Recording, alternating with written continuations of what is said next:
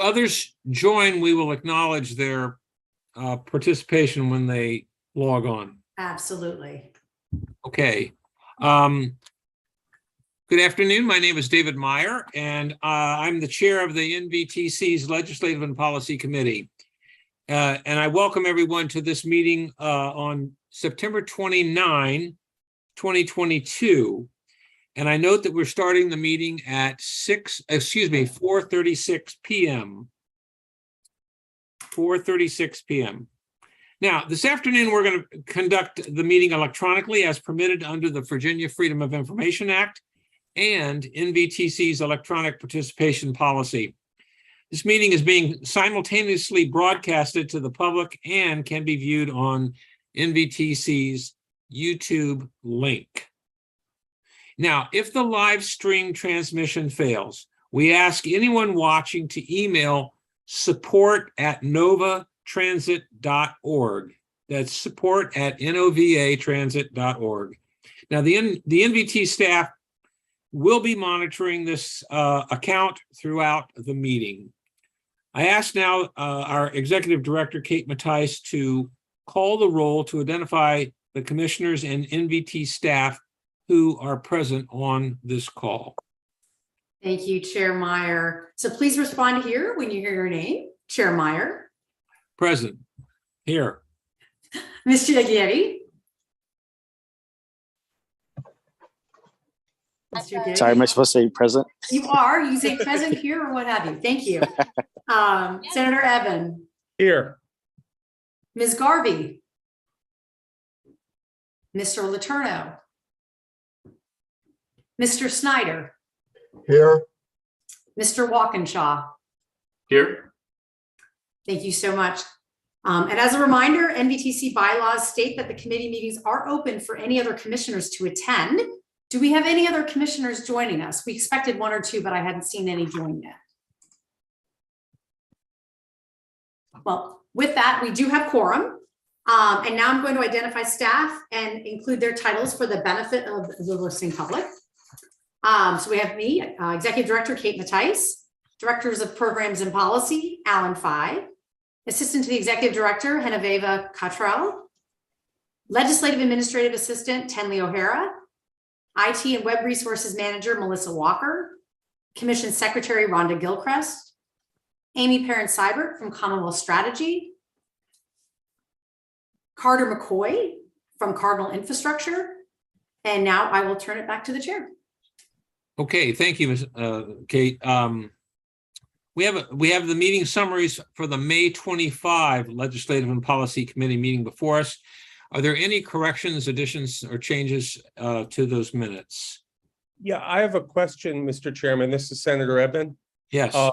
It says that I asked what percentage of WMATA's operating expenses come from fare revenue, and that the answer was not immediately available. It further says that Mr. Letourneau later updated the committee that the FY23 revenue is making up approximately 13% of WMATA adopted budget. That means FY23 fare box revenue? I don't know if it's just fare box or whether it's all in. And that's a very cogent question, Senator. Yeah, I would just point out that question still hasn't been, I was not made aware of that answer during the meeting. So I would just ask Ms. Mattice, maybe we could find out for a future meeting. Or maybe absolutely, I'm happy to do so. I apologize for that. Okay. And thank you for calling that to our attention. Appreciate it. But I think the spirit of the minute seems correct. It's just that one statement seems a little unclear, but I think we should just go ahead and adopt it the way it is. Okay, fine. We'll take that motion. All right. Well, actually, technically, we don't need to actually take any actions on a committee minutes. Okay. But I think that we will note for the record of this committee today that that question, the answer to your question remains unanswered. And we will make sure that somewhat ambiguous. So we will follow up. Yeah, thank you. Yes, thank you. All right. This afternoon, we have updates for both state and federal legislative liaisons. So to begin with, I'm going to recognize Carter McCoy, who is covering for Anja Graves. He's going to provide us with federal updates as we plan for 2023 and beyond. Carter is on the line. I have a question now that the IIJA is in the implementation phase. Could you bring us up to speed on any federal issues that you believe we should be made aware of? Yeah, thank you. And thanks for having me today. So one thing that has been kind of a hang up for the agencies and getting some of this funding dispersed is that, it's 63% increase over FY21 levels. It's so much more money than they've ever had to deal with. And so the DOT and all its sub-agencies have had to staff up in order to create and implement any guidance, manage the programs, manage disbursement of all the funding. They're receiving a record number of grant applications. And so that has been a bit of a struggle for them. But they've been doing a good job.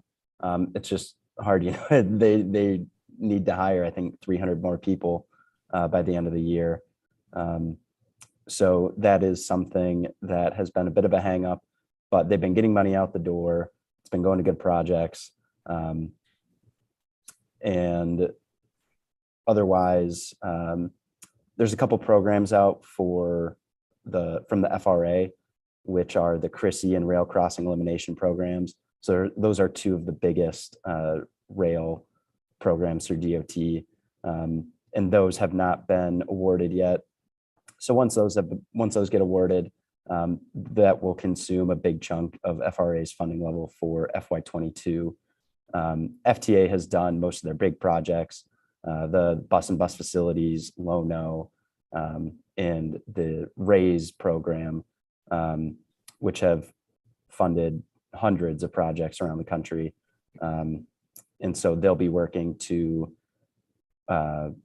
sign those grant agreements and make sure that there's enough oversight there, which has been a concern of Republicans, that money, is flowing out the door, who's watching it, and making sure that it's going to the right places and the right projects. And so DOT is working to remedy that by staffing up, but it's something they're still working on. Okay, any other parts to that? Anything else? I guess FTA, they received 58% increase from FY21 levels. FHWA went up a bit. We expect similar levels next year if Democrats are able to hold both chambers of Congress, or if a full spending appropriations bill is passed before the new members take office in January. If Republicans take one or both of the chambers, we expect those levels to go down a bit, and kind of have an increased emphasis on oversight and possible clawbacks of that money. Okay. Do any other members of the committee have questions for Carter?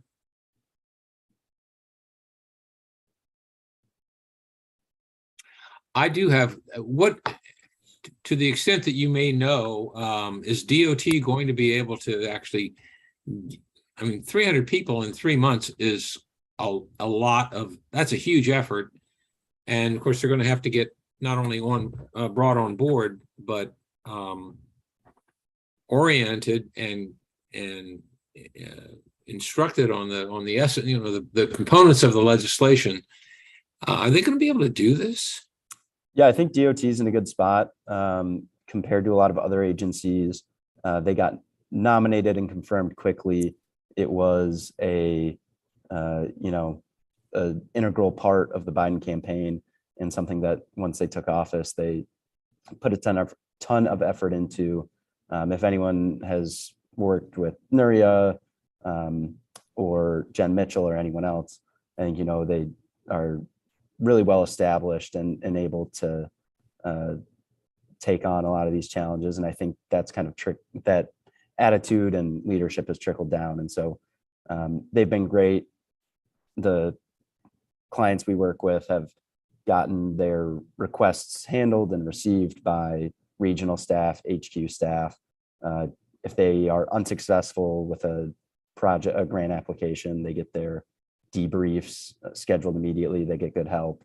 If they are successful, they're being reached out to, and they're able to move through. So, I mean, that's their number one priority, and like pretty much everywhere, staffing is a bit of an issue, but I don't see it holding back the agency really for too much longer. Okay. All right. Thank you. Any other members have a question for Carter or comments? Okay. Thank you.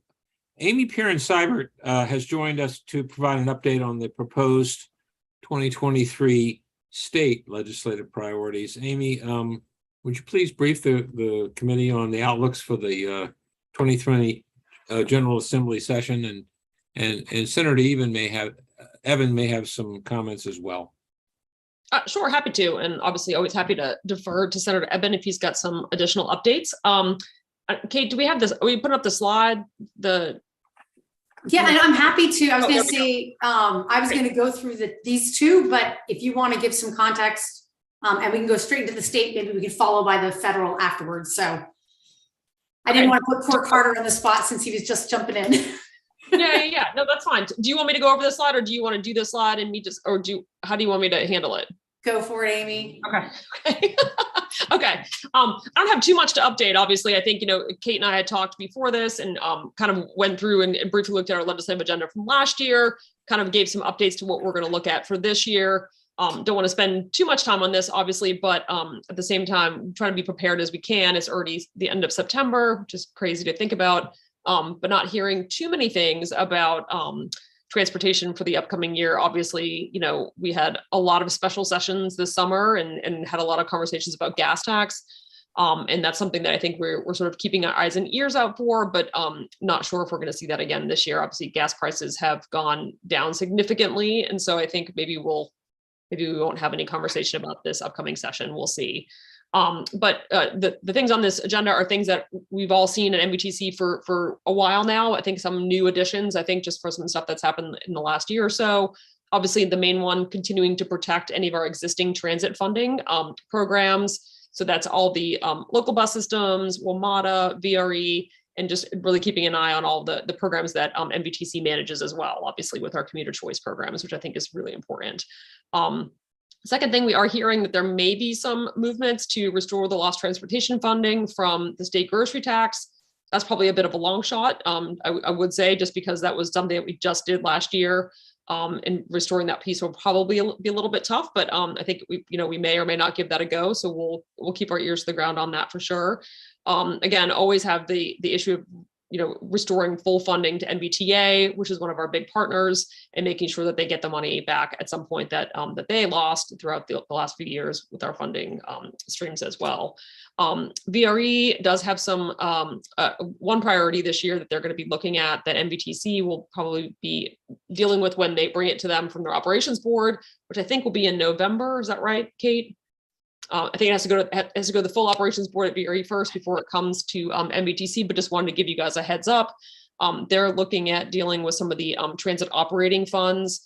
I think you guys know we've been doing quite a bit of work with metrics, and Kate has been a really strong advocate on that and been our sort of voice on TSDAC. And so one of the issues that we keep seeing is that, the biggest problem with VRE has always been the sort of, round peg in a square hole when we're talking about bus transit metrics.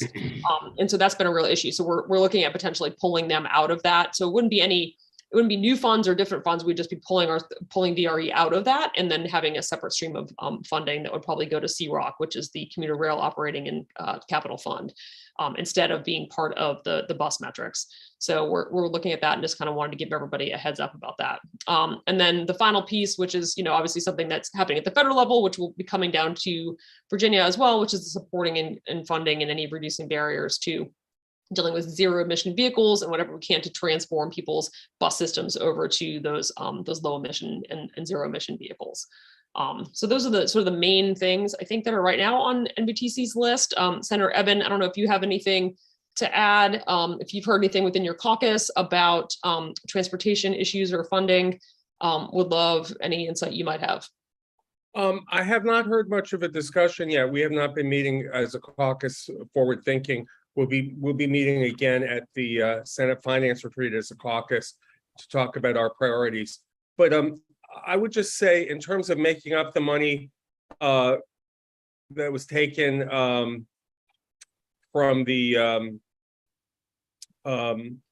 grocery tax, that Senator Barker is now going to be co-chairing the Finance Committee with Senator Howell.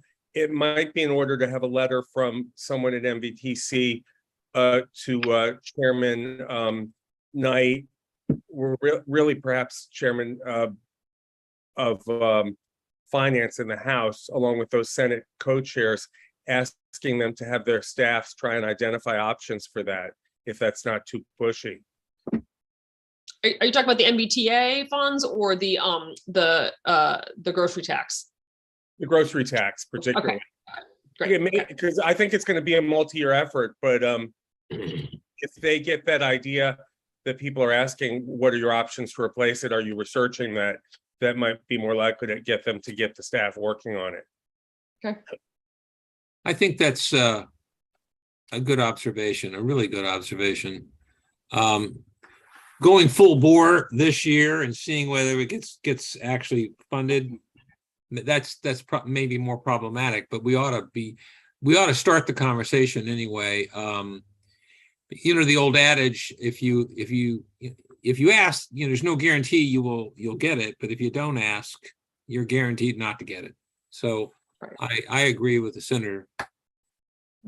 And that falls along with what we did, because, you know, last year, if you guys remember, when during there's a lot of iterations, obviously, of the budget and of the bills. Remember, there was a bill about the grocery tax, and we had added some enactment clause language that was actually in the conference report. We thought was going to get in there. That Senator Boysko had helped us put in, that basically asked them to look at how to fill that gap. But then when it ended up being in the budget, not in its own bill, that language did not make it into the budget. So I think continuing to ask for them to look for ways to do that is very appropriate. So thank you, Senator Evan, for reminding us of that. Thanks. And Amy, if you remind me when it comes time for budget amendments, I can put in a budget amendment to put that in next year's budget, an enactment clause that just says that we will explore ways to, because it may have been an oversight that it didn't end up in the final budget. Yeah, there was a lot of iterations of it, so sure. Yep. Okay, that sounds great. Perfect. Anything else, Amy? That's it for me. Happy to answer any questions if you all have any. Any other questions for Amy? Mr. Chair? Yes. This is James Walkinshaw. I just want to thank Amy and Kate for their work on the VRE funding issue, and just want to stress that this is a really critical issue for VRE, and you know, it's a critical issue over the next couple of years, but it's going to be a critical issue over the next 5 to 10 years, and I think it's just really important to recognize that the ridership recovery trajectory for commuter rail systems across the country is slower than the ridership recovery trajectory for bus systems across the country. That's just the reality. That's not unique to VRE. So to lump VRE in with bus systems would generate a significant reduction in funding for VRE, just as we're working to bring folks back to the system with a lot of success. Actually, people are returning, but not as quickly as they are to buses, for the obvious reasons that we all know in terms of who rides the bus and who needs to ride the bus. So separating VRE out from bus systems is going to be, I think it just makes a lot of sense. And I hope we can really emphasize it at Nvtc as well. I know there are bus systems, including Fairfax counties, that are going to do quite well based on the ridership that we've seen recently. And I don't want to take anything away from that, but for VRE long term, it would be really damaging over the next 5 to 10 years to have to compete on that playing field. And from the state's perspective, I think, you know, given the incredible investments that the Commonwealth is making in transforming rail in Virginia, it would be kind of like one hand giveth and the other taketh. So I'm hopeful folks will see it that way. And I think it's important to note also that in the last 3 or 4 years, there's been several capital projects related to VRE that were in the pipeline even before the pandemic that are have been either completed or are underway, and those capital investments I think ought to be leveraged to the maximum because they're already being done. So yeah, absolutely. Any other comments? Yeah, Mr. Chair, Dave Snyder, a couple questions. First of all, on VRE, what is the ridership now compared to where it was in 2019? So, and Kate, you can jump in and correct me if I'm wrong here. You know, I think pre-pandemic, we were 18,000 to 19,000 riders per day. And the last data that we had was on our peak days, we were up to 8,000 riders per day. And I think we don't have the data from September, and two things happened in September. Obviously, you know, more return to work in the federal government, but also it's free. We're not charging fares in September to try to bring people back. So I suspect we'll be over 10,000. The big thing that we're seeing, which is consistent with transit systems across the country, is that people are riding Tuesday, Wednesday, and Thursday, especially Wednesday. And the ridership on Monday and Friday is pretty low. So that's something we're going to have to keep an eye on. But we have had a dramatic increase over the last calendar year. So I want to tie this into the larger question for Amy, which is what are we hearing from the administration? What demands are they going to make to show, you know, sort of return in ridership? What are you hearing from the administration in terms of its budget or anything specific to transportation in terms of their approach to transportation expenditures? They have been very quiet about that. We have not heard much, to be honest. I actually checked in with a couple of my colleagues today too to make sure I wasn't missing anything, and it's been pretty quiet on that, honestly. You know, I think over the summer, obviously, and in the spring, it was really just all about the gas tax and, you know, talking about how we had a lot of extra money. I think that sort of has toned down a lot. And I think truthfully it's toned down a lot because over the summer, the CTB has been talking quite a bit about sort of the cost overruns that people are seeing. I think obviously inflation's had a huge impact on transportation, building projects and the like. And so I think I haven't heard quite as much, honestly, about, you know, we have too much money in the transportation system like I heard earlier in the spring. And so I think that has sort of toned down a bit.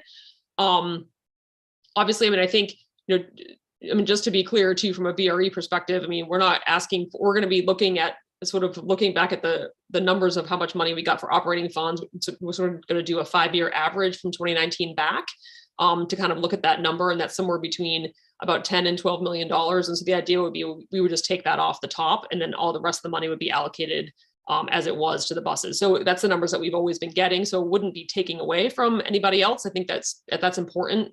It would just be taking it out so that we wouldn't be in that same pot when we're looking moving forward, just because we are that sort of square peg round hole. And so that's really the biggest issue for us on that piece. You know, we've talked, DRPT is aware, you know, Commissioner Director DeBrule has been very supportive and continues to be very supportive of VRE and trying to get us back on our feet. And I think they appreciate all the things that VRE has been doing. So I think, you know, we're feeling fairly optimistic about that piece. Okay. I guess I'm trying to, the larger question I have is that if commuting patterns have changed, probably permanently, we're going to have to make the case to the public, to the administration, and whomever, that the expenditures are producing value in terms of environmental issues, equity issues, but mostly fundamentally economic issues. So I guess I'm just wondering, I want to make our case for everything that we do at Nvtc as positive, forward-looking, proactive as we can be. So any information that you have about questions the administration is asking, it will be very important to how we present ourselves and what facts we produce to respond not only to the questions from our supporters, but for questions from those who may be more skeptical, because I think presenting our case objectively and in a fact-based way is the best case we can make to anybody. Of course. I mean, I know it, and maybe Supervisor Walkinshaw can speak to this too, but I know that VRE is doing a lot of things to kind of address and look at the issues of changing commuter patterns and what we can do to address that. I mean, that's certainly very high on our agenda, and I'm sure Joe's on here too and can probably speak to that as well. But Supervisor Walkinshaw, if you want to say yeah, David, I think it's such a good point. And one of the things I think we can do a better job of at VRE is talking about the economic development asset that it is. I mean, we do that a lot with Metro correctly, but when you look at National Landing and Amazon and HQ2, there's a Metro station there, absolutely. There's also a VRE station. GSA just released today the criteria and how they're going to score the different potential sites for the new FBI headquarters, and the Springfield site is in the running. And the number one criteria is proximity to FBI's other facilities, including Quantico. And you can't take Metro from Quantico to that Springfield site. You can't take VRE from Quantico to that Springfield site. So I think it's a great point. We need to do a better job of talking about that. But we have a good story to tell about the economic development asset and potential for VRE. And right now that FBI headquarters is really something that we should be stressing in our dialogue with Richmond. Great, thanks a lot. I appreciate the conversation, I really do. And Mr. Chair, if I could add, one of the things we do have very focused part of next Thursday's commission meeting is the presentation of VRE's budget. And so after getting a preview of that at the operations board, I think there's going to be a good conversation and an opportunity for questions to obviously VRE vice chair, but also to the general, to the CEO, Rich Dalton. So that is a part of next Thursday evening's meeting. And so a very good opportunity to really dive into that. The other thing I did want to mention is actually we've just launched our updated research work on the value of public transit to the Commonwealth. And so, in fact, Al and I just met with the consultants a little bit earlier today. So I'm looking forward, and we actually are planning on having a little bit more robust in looking at transit as a whole and the network as a whole, taking further advantage of VRE, Metro, and our bus system, what that means for economic development. So that's going to be something that's working through this winter, but I think it's going to be really, really valuable as we continue to make the case. Right. I mean, I know the focus right now is on these 2023 priorities, and I appreciate that. But going back to Commissioner Walkinshaw's comments, when I mean, this almost goes without saying, but you know, we now have a commitment of what, $3 billion commitment on Long Bridge. So when we look at VRE through the lens of a decade or even 15 or 20 years, there's a real benefit to the entire region long term. So we need to certainly sharpen our pencils with respect to 2023. But you know, it's hard to, the uncertainties, the predictive models and uncertainties really have become more variable in the out years. But it's a certainty that we're going to replace it, and we're going to build a new bridge, and that could be a game changer long term. So, all right. Any other comments by anyone? Now, Kate, did you want to speak with us about federal? So I was going to say, if you don't mind just going back one slide. Okay. I think Carter did a really nice job of framing sort of where things are. You know, a year ago, I think we were just on the cusp of the infrastructure bill passing. So obviously we're in an implementation phase. And so the shift in our federal priorities has changed a little bit from having a big package to now what do we do with it? But I think there's also a number of different things that have happened since then that might be important for us to follow. And so what I put on here again for some legislative priorities is While Carter talked about a number of discretionary grants that have come out, we've had a handful, not a lot, but a handful of our jurisdictions have applied for either RAISE, which is a US DOT wide, or the Federal Transit Administration's bus, and in particular, the low and no emission bus programs, and they were not successful. Now, we do have a RAISE grant for Longbridge. We shall not forget that. That's a huge deal.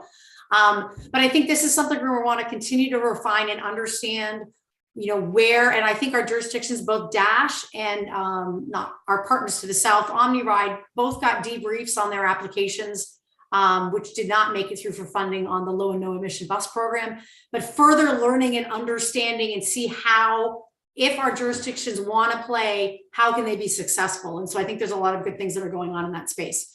The second thing, I know I've talked a fair amount about it. I'm really happy to see as we move forward with the appropriations, is that opportunity to get that dedicated funding through an earmark from Bayer and Connolly for our Route 7 BRT. So obviously we're going to follow that, see where that goes. I think I mentioned Senator Warner has now indicated that he wants to sponsor it on the Senate side. So I think that speaks well. We've got, it's already in the House bill. And so now we have a champion on the Senate side. So I think that if there are earmarks, I'm confident it will be a part of those earmarks moving forward.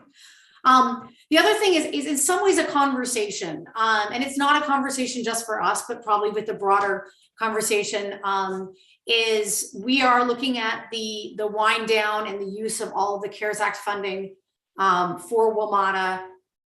This is a very, very, very difficult lift. I will just say this right now, this third bullet, but I wanted to put it out there to basically ask, do you want us talking, looking, exploring creative ways, and there may be many different ways that we should be looking to the federal government as a partner to help on operating funding for WMATA. As a reminder, that currently does not exist, but for the funding that was in the various CARES Act, the COVID Relief Act. Has anything changed relative to the last time we had this discussion we were told that it was highly improbable that there would be funding for operating in urban areas across the country. So there's a couple things at play right now. I had the opportunity to meet with our local congressional delegation staff in the last couple of weeks. On the House side, there was very passionate, please, please, please, this is going to be a huge, horrible lift. I'll be honest, they were saying, the Senate side was interested. I do know that there are other large urban transit systems, and not to put you on the spot, Carter, but I might put you on the spot. I don't know if you're hearing it, but I've been hearing some of the other large transit cities are also interested in this. That doesn't mean it necessarily could be successful, but I know that there's an interest in exploring this issue. As I said, I kept it very broad. As I think you've heard me talk previously, that the way that we've been able to get some federal support for operating is actually through transit benefits, which kind of in some ways gets to the last item, which is let's get people on seats and use the federal transit benefits to help pay. But since that's not happening, is there something else or some other creative mechanism to see federal funding finding their way in to support the operations of transit? And I know, Mr. Walkinshaw, you've probably had some history in this space. I'd love your thoughts. Yeah, Mr. Chair, I'm happy to. Please go ahead. One, obviously, this is a heavy lift. There's a huge institutional objection to the concept. We did have in Connolly's office 5 years ago. We had, one of the metro reform bills that led to the Safety Commission. We had in their language basically saying if Metro does X, Y, and Z in terms of setting up the oversight commission, that it could unlock some operating funding. Obviously, that was stripped out before anything passed. So it's a huge, heavy lift, but I do think it's a good point that there may be a strategic moment here where over the next 2 to 3 years, large transit systems are probably still going to be struggling to recover ridership. And for some of them, in order to stay afloat, the federal government's going to have to consider some kind of additional operating assistance. So I think it's as good a time as any to make the argument and make the case. I think a strategic question for us is, do we do it in alliance with other large systems, or do we do what the region has traditionally kind of done and said, hey, we're different because this is the system that makes the federal government work. This is the system that got Pentagon employees to and from the Pentagon during the worst days of COVID. And without Metro, the federal government doesn't function. I think that's probably a strategic decision. If there's a national coalition that it makes sense for us to be a part of, maybe that's the way to go. But I think traditionally we've kind of made that argument that we're not, nothing against LA or New York, but the federal government has an additional stake here for obvious reasons. Those are all good points. I don't know the details. I'm not a specialist in the operating side of transit systems in metropolitan areas, but intuitively, it seems that there's probably some elements within the operating budgets of all of them that might be ripe for process reengineering. So, for example, you could say, we're gonna have a fund of federal money to on a matching basis, maybe two federal bucks to one or something, where the to incentivize systems to improve their energy efficiencies or consumptions, or disability or access for persons with disabilities, or taking new approaches to their labor contracts, or I don't know, it's some sort of categorical thing that might be the nose of the camel under the tent. I don't know. I'm just this is all off the top of my head, but that's where there might be some commonalities between LA and Chicago and Boston and New York. I don't know. But yeah, that's more complicated, and it would require some sort of umbrella organization that would have to coordinate and bird dog that. And I don't know. I'm just sort of brainstorming here. So, and I am on the American Public Transportation Association's Legislative Steering Committee. And so we do have our annual meeting in about a week and a half. So I hope to hear a little bit more and actually be able to have some conversations to see where this is going. But I think an approach, especially for our agenda, is leaving it broad enough, because the strategy, again, I think that the federal government is unique, and sort of the nation's metro system is something very special. I don't think we want to lose that. It's sort of whether we're riding on which wave to make that happen. But I'm just happy to hear that it's, again, it's in some ways a starting point. We didn't talk about process, but this is the beginning of a conversation, a draft. We would be preparing a draft legislative agenda for the full commission in November, December. So we have some time to refine. This is very much, where are we starting? Are we hitting the right things? So if I'm hearing that keeping this in is probably worthwhile at this point in time. Yeah, we could just leave it at that for now, but okay. And likewise on the last one, we've always talked about make sure don't mess with transit benefits. Like that's been something we've standard. This one's a little bit of a tweak. Again, I don't know if we really have much role in this, but the idea of, insofar that we're ever a part of anything about return to work policies, is that it's not necessarily forcing people to go back to work, but when they're going back to work, let's find a way that they're using transit to do so in the federal workspace. I have absolutely no data to know, but I know I could imagine if people are only going 1 or 2 days a week, they may decide, well, that means I'll just go park, right? Or I'll go, right? And so that I actually had a really good conversation with both Connolly and Byers staff about this philosophy. And so I know that Metro has had lots of conversations with the GSA, actually as well. VRE's had a lot of conversations with federal agencies about what this looks like. So I think insofar that we can encourage people to be, even if you're going in 3 days a week, use Metro, use VRE, use transit. Okay. Hey, Mr. Chair, Dave Snyder, a question.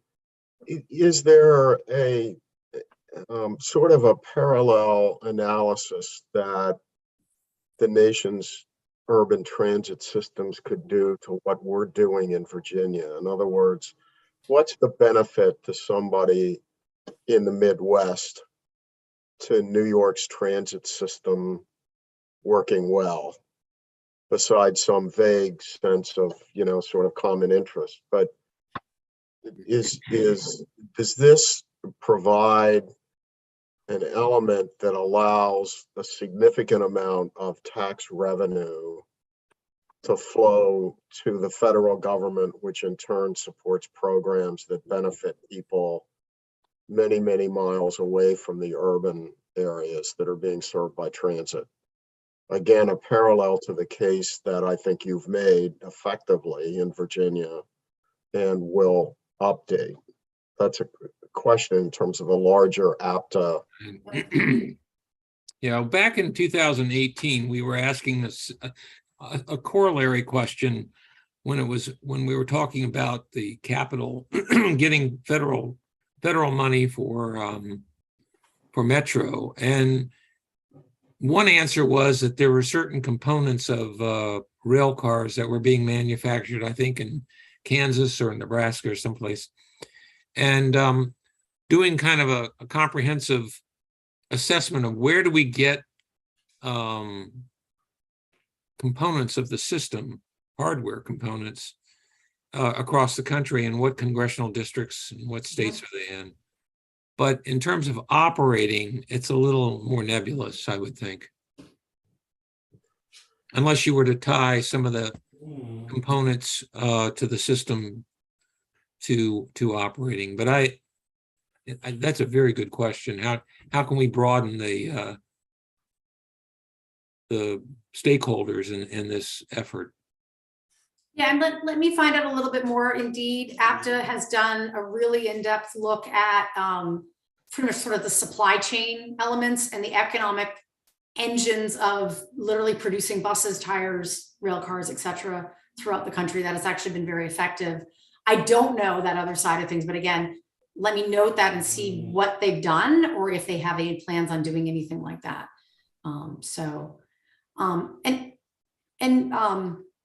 Mr. Chair, if I could, I actually do have an answer for Senator Evan, because we multitask here. I want to get back to him on the question that he had, because there actually was a 13% that was referred to from the Metro budget. So let me explain, because I think what we didn't do was a very good job of explaining the answer. So WMATA's adopted FY 2023 operating budget. Farebox from all the modes was budgeted to make up 13.4% of the operating budget. So 13.4% was covered by farebox revenues. The dollar value was $301 million out of a total operating budget of 2.247. So indeed, in 23, that 13% was all the fares collected from everything compared to the total budget. Okay. Okay. That clarification. Thank you. Oh, absolutely. I apologize for it being confusing. So Mr. Chair, I mean, I guess I don't know if we're missing anything from, or if there's any feedback or whatever. I know I'm being mindful of time because there's another committee meeting just a little bit, but if I get indulged to see, are we off the mark? Are we missing anything? Anything that we may have, either in the state or the federal, we may have mischaracterized? I just had a quick point. A couple of things. Kate, you mentioned the discretionary versus formula funds. There was actually a hearing last week or 2 weeks ago, I can't remember, but where state and local officials pretty much unanimously stated that their preference was for formula funds versus discretionary grant programs. So, now that's on the record on the Hill in a hearing, whether or not that sways Congress to divert more funding for formula programs. That remains to be seen as this kind of shakes out. But there are certainly going to be jurisdictions and interest groups lobbying for that shift in funding. And I think the benefit that like rural or middle America gets from this sort of thing, or investment in larger cities, is that the more funding there is, so the better those agencies, the more funding there is, the better those agencies perform, and the more funding there is overall. And in the current authorizations, often it's 20 or 40% of the funding of a discretionary grant program needs to go to rural communities. And so they're not getting left out of these grant programs. They are able to reap the benefits of higher funding and investment in large systems.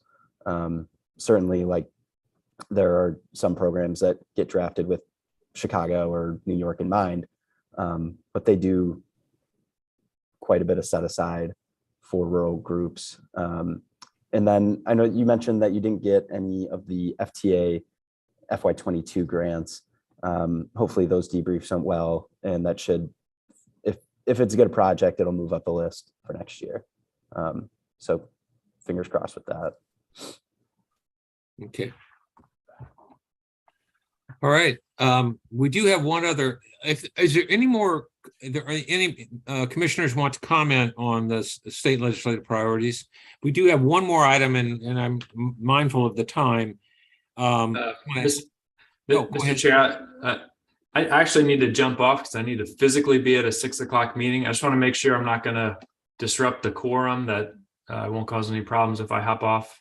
So I finally appeared, so maybe we're okay. I'm sorry. There we go. Good Saved by timing. Libby. Thank you, Yeah. Libby. Happy to at least contribute something to the meeting. I'm sorry. Oh, Okay. well, Thank good you. to have you, and thank you, James. Thank you, everyone. Take All care. right, bye-bye. The joint Nvtc Prtc annual legislative forum.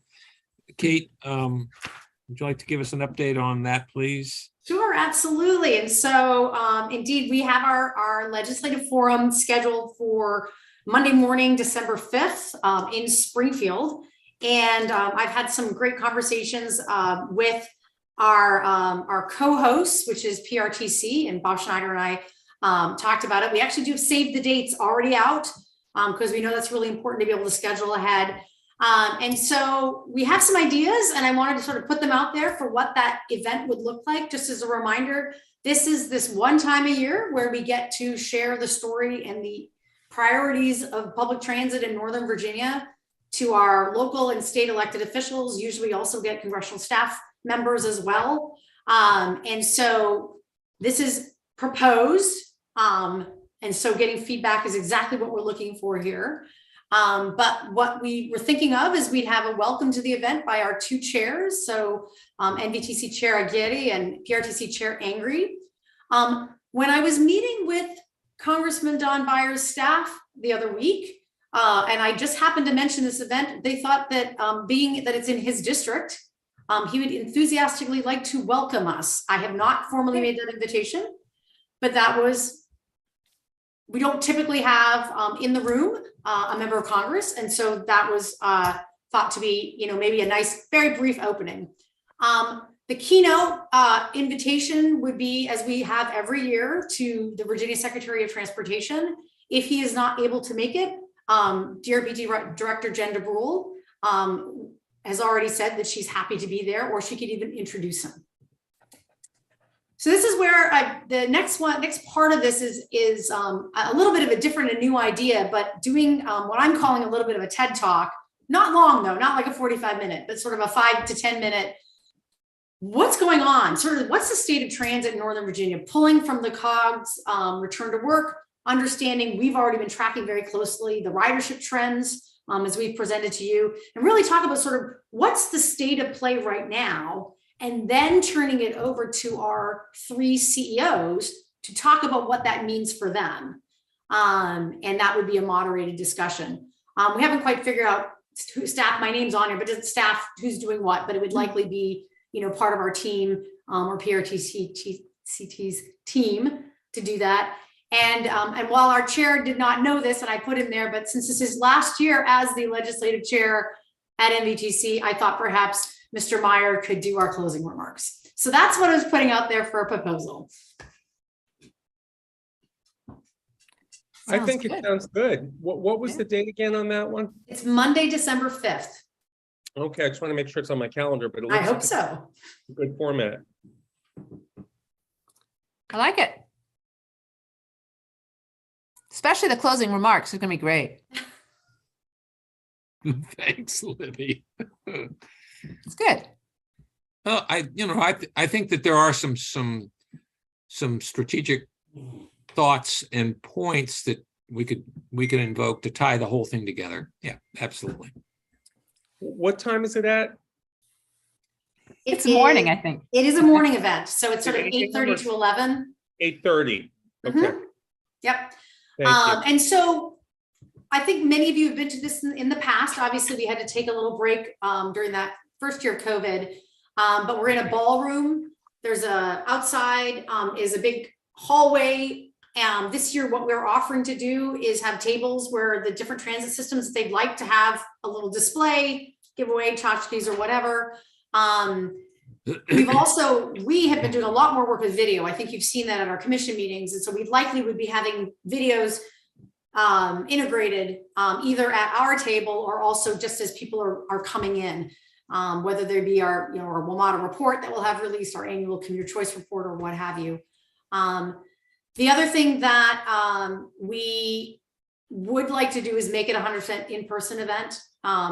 We have found it was very challenging last year to do what was effectively a hybrid event where we had speakers coming in on Zoom and taking questions. It actually it wasn't ideal. And so we really want this to be an in-person event, but we will be videotaping it so that it actually can go up on our website and can be watched later. And that's, again, logistically for that facility, maybe the best way to do it. And that's, I was going to say, pretty much, I just want to get a sense of if you support me going ahead and making these invitations and scoping these things out. Yeah, the only thing I would say, which I'm sure you're going to think of, is our own strategy for messaging. So like if we've got Secretary Miller in the room, what do we need him to know? I mean, I think he understands the importance of transit to our economy and to the economy of the entire state, and it needs support from the General Assembly, those kind of things. But I assume you'll think those through. Yes, no, absolutely. The messaging is very important.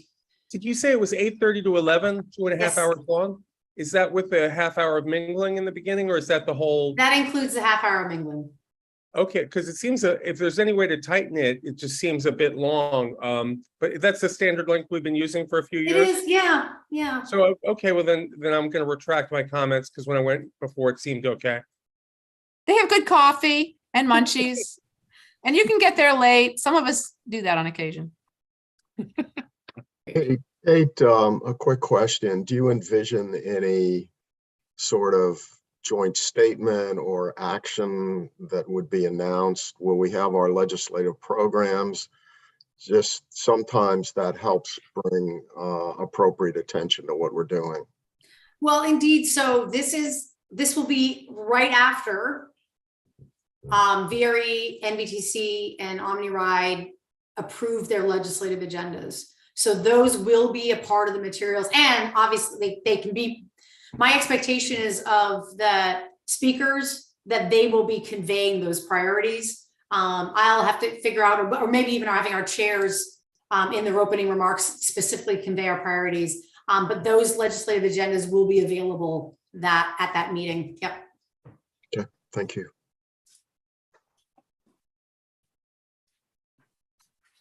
Any other comments about the Nvtc Prtc meeting? Okay. Any other It's questions? going to be nice to be back together again and doing Yes. it the old-fashioned way. Yes. Let's hope that there won't be any uptick in COVID-19 cases in the fall and that everybody gets their 5th vaccination. So, okay, great. Well, thank you, Libby, for joining us and keeping us legal with a quorum. Sorry, I'm glad as I said, I No. could contribute something to the meeting. Sorry. Okay. And without any objection, I will adjourn this meeting and appreciate everybody's participation this evening. Thank you all. Yeah, Okay. Kate? Well, So we had the option to meet again in October. My sense is that we've come to a really good spot. We may not need another legislative committee meeting. I can draft something for the full commission's consideration in November. In the absence of something else that might come up, that's the plan. Fantastic. Thank you. All right. Sounds good. Great. Thank you, staff, for the preparation, for Amy and Carter as well. Thank Okay. you all. And efficiency of meetings. This is great. Thanks. All right. All right. Take Thanks. care. Have a good night. Bye. Bye-bye. See ya.